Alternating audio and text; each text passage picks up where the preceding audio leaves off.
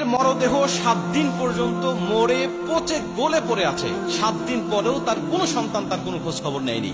এমন ঘটনা ঘটেছে ঢাকা মিরপুরে, আপনারা দেখেছেন। এবং সবচেয়ে অবাক করা বিষয়, আপনারা অবাক হয়ে যাবেন যে কোরবানির ঈদ গেল এখনো 7 দিন হয়নি। তার মানে উনি দুনিয়া থেকে বিদায় নিয়ে চলে গেছে কোরবানির ঈদের আগে, 2-1 দিন আগেই। অথচ তার সন্তানেরা, একজন সন্তান সচিব, আরেকজন সন্তান বুয়েটের শিক্ষক, আরেকজন সন্তান কানাডিয়ান প্রবাসী, একটা সন্তানও ঈদের দিনেও মায়ের খোঁজ নেওয়ার চেষ্টা করেন নাই। 3 জন সন্তানই কিন্তু সমাজে প্রতিষ্ঠিত, 3 জন সন্তানই কিন্তু আর্থিকভাবে সমাজের মধ্যে অনেক বড় প্রতিষ্ঠিত, কিন্তু একটা সন্তান মা ঈদের দিন একটুটা গোস্ত খেয়েছে কিনা, বা সে ঈদের দিনে ভালোভাবে সে পোশাক আশাক পরেছে কিনা, বা গোসল করেছে কিনা, খোঁজ খবর নেওয়ার মতো একটা সন্তান তার খোঁজ খবর নেয়নি।